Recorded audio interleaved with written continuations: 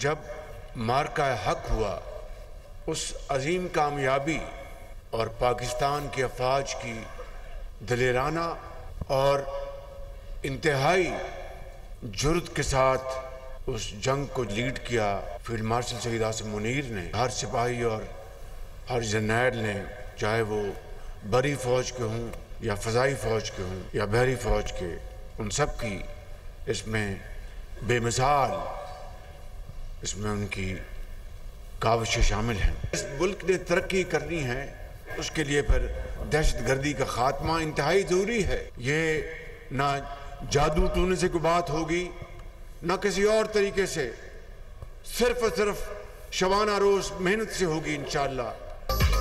अफवाज पाकिस्तान के खिलाफ प्रोपेगेंडा नाकाबिले बर्दाश्त। वजीर आजम का कौमी उलमा कन्वेंशन से खिताब, कहा अफवाज की कुर्बानियों का मजाक उड़ाएंगे तो कौन पाकिस्तान की इज्जत करेगा। मुसल्लह अफवाज की जुर्रत और बहादुरी से दुश्मन को इबरतनाक शिकस्त हुई। फील्ड मार्शल सैयद आसिम मुनीर ने जुर्रत और महारत से इस जंग को लीड किया। मुल्क जादू टोने से नहीं, शबाना रोज मेहनत से तरक्की करेगा। मेहनत में हम कोई कमी नहीं कर रहे। मार्का हक के बाद पाकिस्तान तेजी से तरक्की कर रहा है। डिफॉल्ट के दहाने पर खड़ी मईशत को दोबारा पटड़ी पर लाए।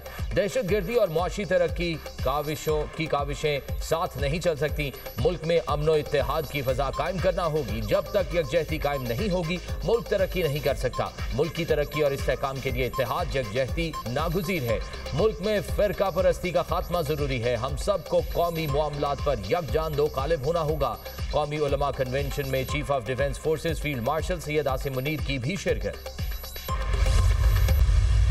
इस वक्त एक सियासी जमात सियासी दजाल का काम कर रहे हैं। इनके ये एक साजिश है, इनका ये कोशिश है कि पाकिस्तान के अवाम और पाकिस्तान के अफवाज के दरमियान कोई दरार पैदा। सियासी क़ुव्वतों कभी नहीं चाहते कि ऐसे हालात बने कि सियासी जमातों को या सियासी जो वॉइसेस है उन पर पाबंदी लगे।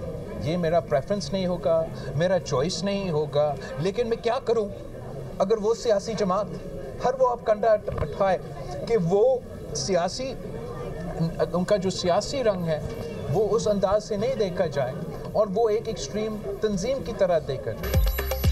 मुल्क और अफवाज पाकिस्तान के साथ खड़ा रहने का आज़म बिलावल भुट्टो की मीडिया से गुफ्तगू, कहा एक सियासी कुव्वत दिन रात फौजी क़यादत के खिलाफ साजिशें कर रही है। एक सियासी जमात सियासी दजाल का काम कर रही है।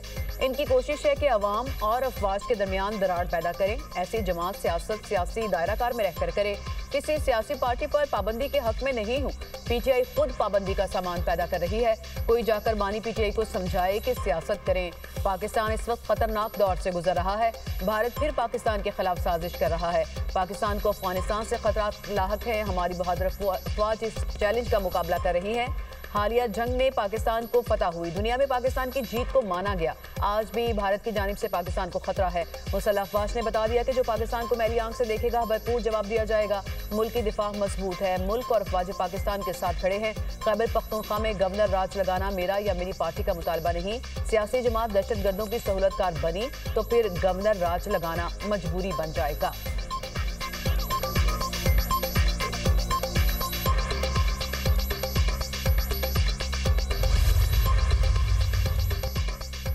बानी पीटीआई का दौरे हुकूमत जमहूरी डिक्टेटर का दौर करार। पीपल्स पार्टी का बानी पीटीआई को अपना तर्ज सियासत तब्दील करने का मशवरा। वजीर इत्तलात सिंध शर्जील मेमन ने कहा अपनी गलतियों को माने, आप सुपरमैन नहीं हैं, चाहते हैं मसाइल बातचीत से हल हो। पीटीआई बैरून मुल्क रियासती इदारों के खिलाफ प्रोपेगेंडा कर रही है। नौजवान नस्ल को वरगलाने की कोशिश ना करें। हम कभी आपको गद्दारी का सर्टिफिकेट नहीं देंगे। जब इक्तदार में थे उस वक्त जमहूरी सोच क्यों नहीं आई। बानी पीटीआई जनरल बाजवा को हयात एक्सटेंशन देने के लिए तैयार थे।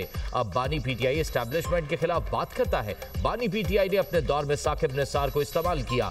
क्या आपकी कामयाबी में साकिब निसार का किरदार भूल जाएं?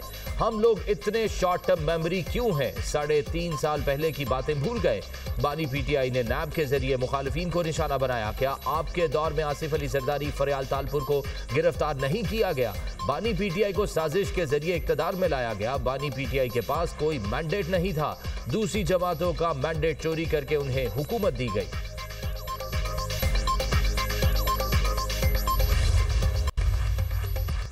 कौमी असम्बली इजलास में पीटीआई अरकान का एहतजाज और नारेबाजी। पीटीआई अरकान का पॉइंट ऑफ ऑर्डर पर बात करने की इजाजत देने का मुतालिबा। तारिक फजल चौधरी ने कहा वक्फा सवालात के बाद अपोजिशन को वक्त दिया जाएगा। पीटीआई अरकान की नारेबाजी और अपोजिशन की निशानदही पर कोरम नामुकम्मल निकला। इजलास गैर मुअय्यना मुद्दत तक मुलतवी।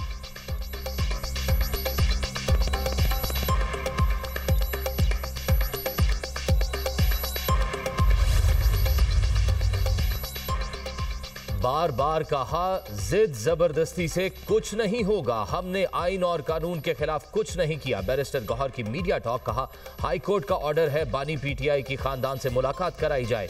पार्लियामेंट में मुल्क और जमहूरियत को मजबूत करने के लिए आ रहे हैं। कुछ लोग हालात बेहतर होते देखना नहीं चाहते। हम इस वक्त 3 करोड़ लोगों के नुमाइंदे हैं। इतनी बड़ी जमात को सिस्टम से निकाल दें तो पीछे बचता क्या है। स्पीकर कौमी असम्बली मुश्किल वक्त में अच्छी कोशिशें कर चुके हैं। स्पीकर का किरदार काबिल तारीफ रहा। मजीद अच्छे इकदाम की जरूरत है। असद कैसर ने कहा आइन हमें पुरअमन एहतजाज का हक देता है। मुल्क तब आगे बढ़ेगा जब जमहूरियत होगी।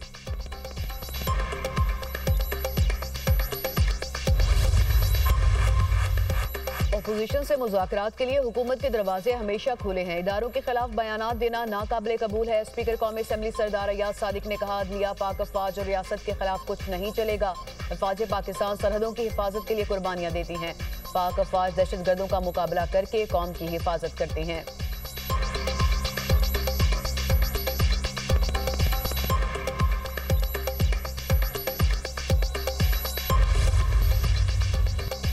यूट्यूबर रजब भट्ट और नदीम नानीवाला की 10 दिन की राहदारी जमानत मंजूर। इस्लामाबाद हाई कोर्ट के जस्टिस इनाम अमीन मिन्हास ने केस की समाअत की। दोनों को 10 दिन में मुतालिका अदालत से रुजू करने का हुक्म। वकील दरख्वास्त गुजार ने कहा कराची में भी मुकदमा है, 15 रोज की राहदारी जमानत दे दें। जस्टिस इनाम अमीन मिन्हास ने कहा 10 दिन की राहदारी जमानत दे रहे हैं, मुतालिका अदालत से रुजू कर लें। रजब भट्ट और नदीम के लिए गाड़ी हाई कोर्ट के अहाते में आई। रजब भट्ट को लेकर जाने वाली गाड़ी बगैर नंबर प्लेट थी।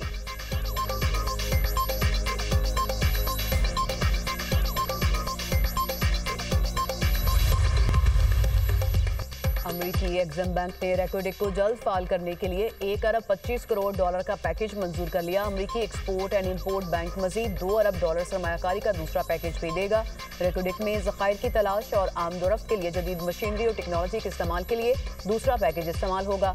बलोचिस्तान में रेकोडिक मनसूबे को फाल करने से 7,500 मुलाजमतें पैदा होंगी। यूएस एम्बेसी का कहना है कि ट्रंप की हिदायत पर रेकोडिक मनसूबे में सरमायाकारी के मुआहदे हो रहे हैं। मादनियात की खोज के लिए अमरीकी और पाकिस्तानी कंपनीज के दरमियान मजीद मुआहदे होंगे। अमरीका का बलोचिस्तान में मुआशी तरक्की के लिए सरमायाकारी का ऐलान। कायम मकाम अमरीकी सफीर नेटले बेकर ने वीडियो पैगाम में कहा फाइनेंसिंग पैकेज अमरीकी कारोबारी इदारों और पाकिस्तानी कम्युनिटीज़ के लिए गेम चेंजर होगा। एग्जिम बैंक की फाइनेंसिंग इंफ्रास्ट्रक्चर तवानाई सनती मनसूबों में सपोर्ट करेगी।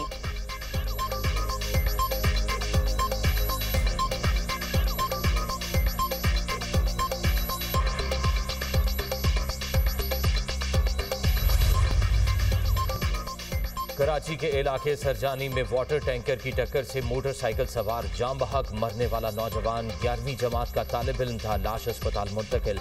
मुश्तइल शहरियों ने वाटर टैंकर को आग लगा दी। ड्राइवर मौके से फरार। हादसे में जाम बहक आबिद रईस की नमाज जनाजा अदा। अमीर जमात इस्लामी कराची वनम सफर की शिरकत।